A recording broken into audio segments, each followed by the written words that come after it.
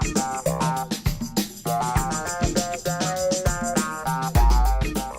afternoon, Maraia, Spies. Hi, how are you? Right, thank you. So could you please share with us the vision of HolonIQ? Sure. I'll take the mic, shall I? Yeah. We have a really big vision actually for HolonIQ.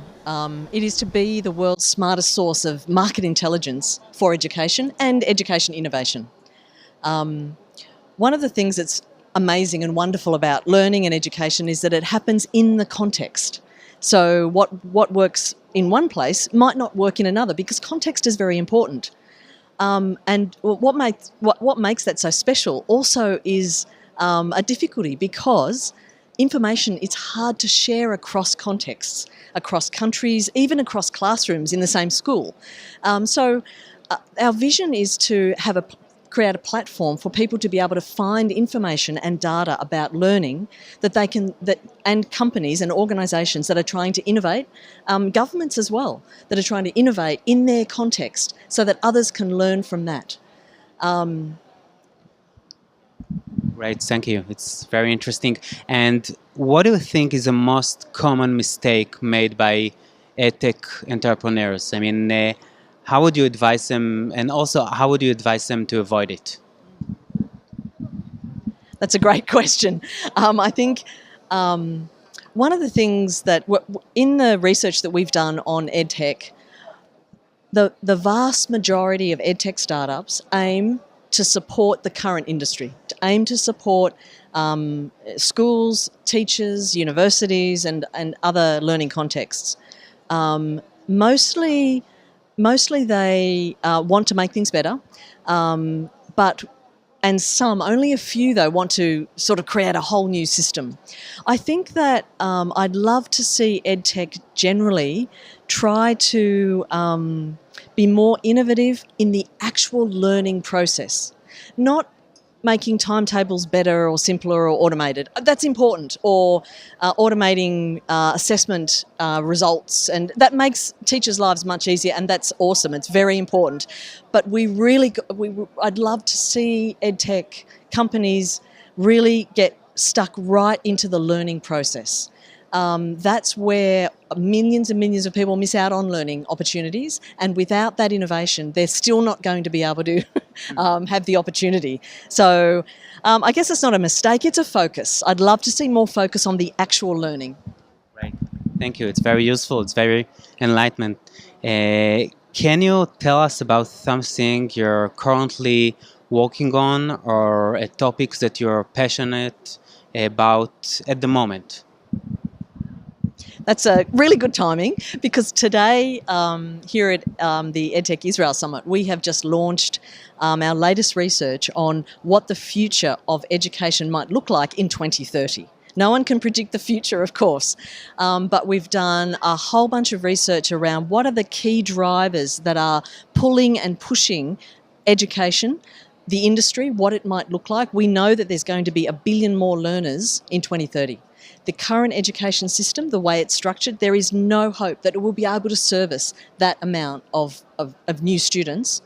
And the way the jobs are changing, also we need to continually upskill and reskill people. Again, the current education system is just not made for that. It's not structured for that. It needs to be retooled, if you like. And so we've just had a look at the different scenarios that might unfold. And we've developed 5 scenarios for learning and talent in 2030, and we're asking people around the world to vote on which of those scenarios they think might unfold and which they'd like to unfold.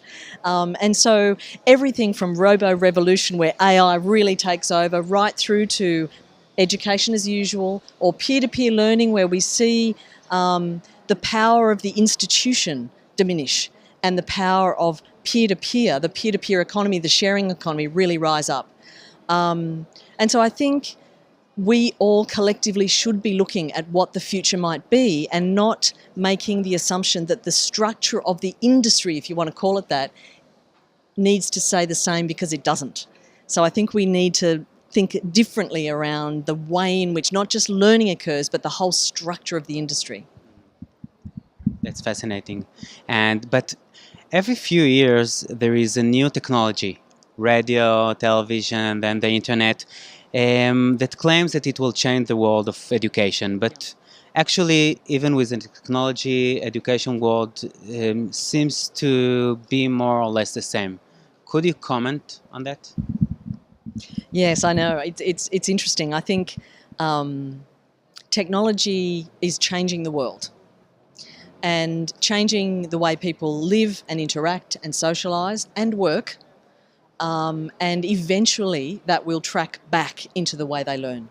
That takes a long time. People talk about the fact, for example, that MOOCs are dead, that it was a fad. The fact is that there's more than 80 million people learning stuff via a MOOC platform. And so that's alive and kicking to me.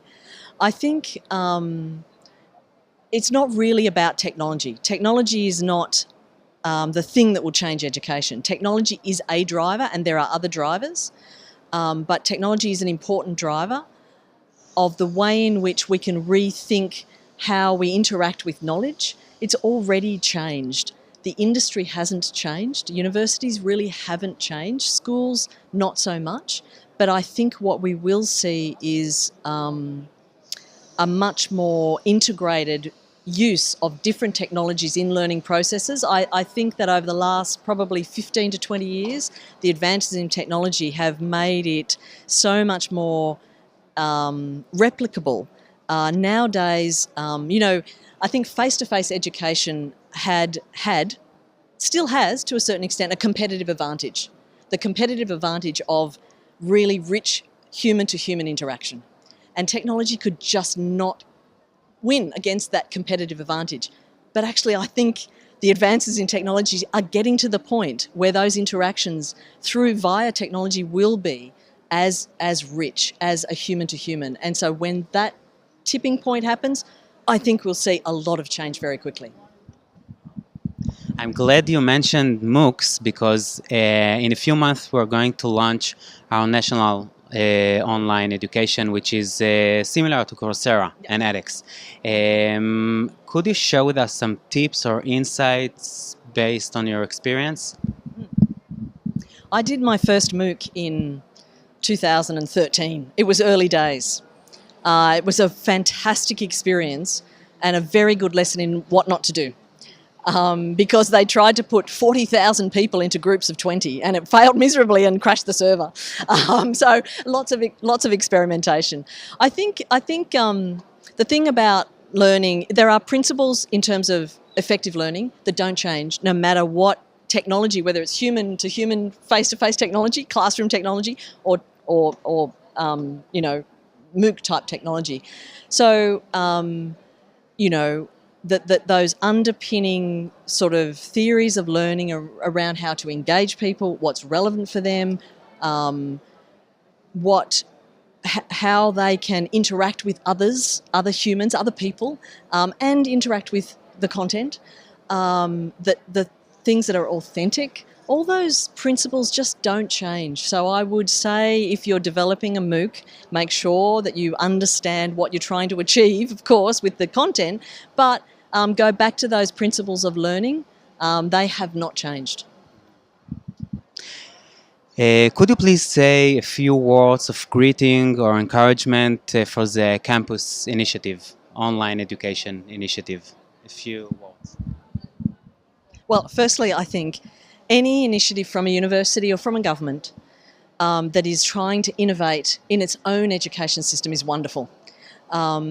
There are many people who don't have the opportunity or access.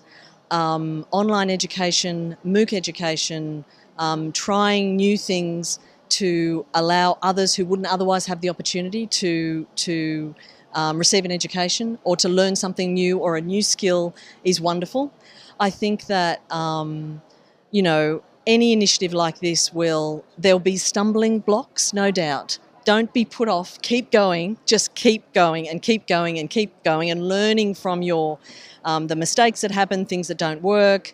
There's lots of, and especially at the scale of online education is challenging. that's the only way we're going to continue to innovate in education. So good luck with it. I look forward to watching its progress. Great. Thank you very much for your time. Thanks.